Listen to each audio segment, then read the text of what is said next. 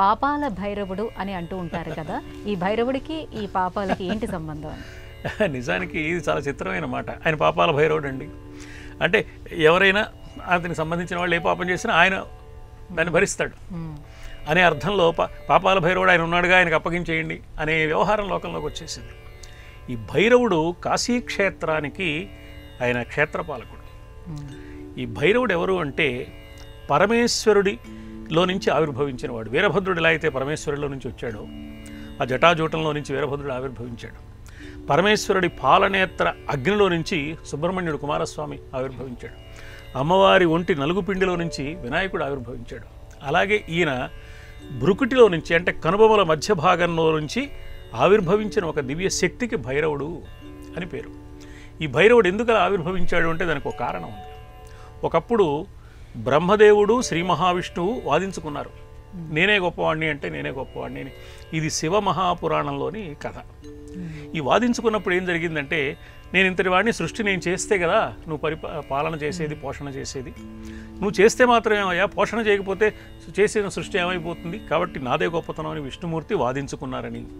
ఇలా వాదించుకుంటుండగా వాళ్ళ మధ్యలో నుంచి ఒక అగ్నిస్తంభం ప్రత్యక్షమైందని, జ్యోతిర్లింగ స్వరూపంగా పరమేశ్వరుడు ఆవిర్భవించాడని, ఆ పరమేశ్వరుడి తుది మొదలు ఎక్కడుందో కనుక్కుందామని బ్రహ్మదేవుడు విష్ణుమూర్తి ప్రయత్నించారని, హంస వాహనాన్ని అధిరోహించి లేదా హంస రూపాన్ని ధరించి పైదాకా వెళ్ళి ఎంతవరకు ఈ శివలింగం ఉందో చూద్దామని బ్రహ్మదేవుడు వెళ్ళాడని, ఎక్కడ ఇది మొదలైందో చూద్దామని వరాహ రూపాన్ని ధరించి శ్రీ మహావిష్ణువు తవ్వుకుంటూ కిందికి వెళ్ళాడని, ఇద్దరికీ తుది మొదళ్ళు కనిపించలేదని, ఆది మధ్యాంత రహితమైన దివ్యశక్తి స్వరూపుడు పరమేశ్వరుడని ఆ పురాణ కథ చెప్తోంది. విష్ణుమూర్తి వచ్చాడు, తన ఓటమిని అంగీకరించాడు.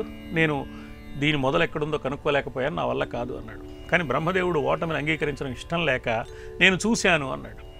ఈ చూశాను అనడానికి ఇద్దరిని సాక్షుల్ని తెచ్చుకున్నాడు. ఆ సాక్షులు కామధేనువు, మొగలి పువ్వు కథ మనకు తెలిసిందే. అప్పుడు పరమేశ్వరుడు ఆగ్రహించి, ఎందుకు ఆగ్రహించాడు అంటే బ్రహ్మదేవుడు అసత్యం పలికినందుకు. అంటే పరమశివుడు దేన్ని సహించడు అంటే అసత్యాన్ని సహించడు, మోసాన్ని సహించడు. ఈ అసత్యానికి ఆగ్రహించి పరమేశ్వరుడు బ్రహ్మదేవుడి శిరస్సు ఒకటి తీసేశాడు. బ్రహ్మదేవుడికి ఇప్పుడు 4 తలలు, కానీ ఒకప్పుడు 5 ఉండేవి.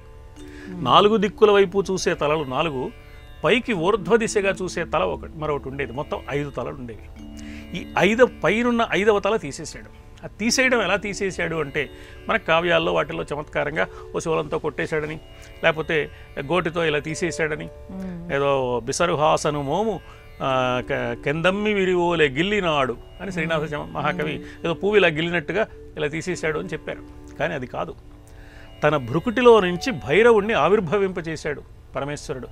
ఆ భైరవుడు వెళ్ళి బ్రహ్మదేవుడి ఆ ఊర్ధ్వ శిరస్సుని తీసేశాడు అనమాట. అందుకోసం ఆవిర్భవించాడు.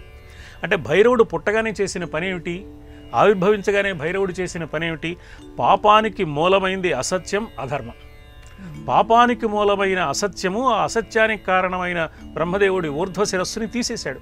అంటే పాపాలను తొలగించే భైరవుడు, పాపాలను సంహరించే భైరవుడు. ఇవాళ వ్యవహారంలో దగ్గుమందండి అంటారు. అంటే దగ్గొచ్చే మందు కాదు, దగ్గు తగ్గించే మందు. పాపాల భైరవుడు అంటే పాపాలు చేసే భైరవుడో, పాపాలకు సంబంధం ఉన్న భైరవుడో కాక పాపాలను నిర్మూలించే భైరవుడు, పాపాలను సంహరించే భైరవుడు. అందువల్ల పాపాల భైరవుడు అనే మాట లోకంలో ఆ విధంగా వ్యవహారంలోకి వచ్చిందని మనం గమనించాలి.